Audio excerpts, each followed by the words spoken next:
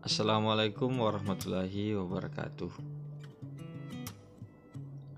Hari ini kita akan belajar mata pelajaran seni budaya tingkat kelas 10 dengan guru pengampu Ahmad Yadi SPD, yaitu saya sendiri di Sekolah SMK Kartika 21 Makassar. Nah, sekarang untuk materi awal kita akan membahas tentang pengertian, bentuk, unsur, fungsi, dan jenis-jenis seni rupa. Yang pertama, kalian harus ketahui dalam pembelajaran seni budaya yaitu materi pokok. Materi pokok dalam pembelajaran seni budaya untuk hari ini adalah tentang konsep, unsur, bentuk, prinsip, dan jenis-jenis dalam karya seni rupa.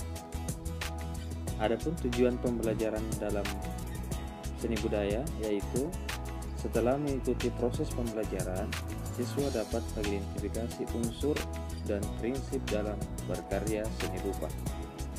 Oke, sebelum kita memasuki materi pokok dalam pembelajaran seni dan budaya, yaitu tentang unsur, konsep, bentuk, dan jenis-jenis dalam berkarya seni rupa, alangkah baiknya kita harus tahu pengertian seni. Seni adalah pada mulanya berasal dari kata art atau Latin yang artinya kemahiran. Dalam bahasa tradisional Jawa, seni artinya rawit, yaitu pekerjaan yang rumit-rumit atau kecil. Kemudian dalam bahasa Sanskerta, kata seni disebut cilpa sebagai kata sifat. Cilpa berarti berwarna dan kata jadiannya sucilpa berarti dilengkapi dengan bentuk-bentuk karya seni yang dihiasi dengan kain. Oke, setelah kita mengetahui pengertian seni secara umum, kita selanjutnya akan membahas pengertian seni menurut para ahli. Ahli yang pertama yang mengemukakan tentang pengertian seni adalah Plato dan Rousseau. Seni adalah hasil peniruan alam dengan segala seginya. Kemudian yang kedua, ahli yaitu Alexander Baumgarten. Seni ialah keindahan dan seni adalah tujuan yang positif serta menjadikan setiap orang yang melihat atau mendengarnya merasa bahagia. Kemudian, ahli yang ketiga adalah Ki Hajar Dewantara. Seni ialah segala perbuatan manusia yang timbul dari perasaan dan sifat indah sehingga menggerakkan jiwa perasaan manusia. Oke, dari beberapa pengertian tersebut dapat dirangkum bahwa seni adalah segala kegiatan manusia untuk mengkomunikasikan pengalaman batinnya pada orang lain yang divisualisasikan dalam tata susunan yang indah dan menarik sehingga dapat menimbulkan kesan rasa senang atau puas bagi yang menghayatinya. Oke, yang pertama harus diketahui sebelum masuk materi pokok adalah pengertian seni rupa menurut ahli. Ahli yang pertama menjelaskan tentang seni rupa adalah bagian dari ekspresi jiwa manusia yang diimajinasikan dan diterapkan ke dalam sebuah benda. Kemudian seni rupa juga untuk dipamerkan atau dipertunjukkan di depan orang banyak. Kemudian ahli yang kedua, menurut Kumaladevi Chattopadhyaya, seni rupa adalah luapan ekspresi yang disampaikan dari seorang seniman kepada para penikmatnya. Dalam kata lain, seni rupa adalah suatu jembatan untuk membuat orang lain paham dengan apa yang dirasakan oleh seniman. Kemudian yang ketiga, menurut Lamery, seni rupa adalah penglihatan yang dilakukan secara simbolis dengan bentuk yang lebih tinggi dan juga lebih indah. Kemudian yang kedua, bentuk seni rupa. Berdasarkan bentuknya, seni rupa dapat dibagi menjadi dua, yaitu seni rupa 2 dimensi dan seni rupa 3 dimensi. Seni rupa 2 dimensi adalah karya seni yang hanya dapat dilihat dari sudut pandang saja dan mempunyai dimensi panjang dan lebar. Contoh, seni lukis, seni relief, seni grafis, dan lainnya. Kemudian, seni 3 dimensi yaitu karya seni yang berbentuk seperti bangun ruang dan memiliki volume, di mana dimensinya terdiri dari panjang, lebar, dan tinggi. Contohnya adalah seni patung, seni arsitektur, seni kriya, seni keramik, dan lainnya. Yang ketiga adalah unsur seni rupa. Unsur yang pertama adalah unsur titik. Titik adalah unsur terkecil dan merupakan dasar dari semua ide seni yang akan dibuat oleh seseorang. Kemudian yang kedua, unsur garis. Garis adalah unsur yang menggabungkan semua titik menjadi suatu berbentuk tertentu. Garis tersebut akan membentuk ciri khas dan watak suatu karya seni.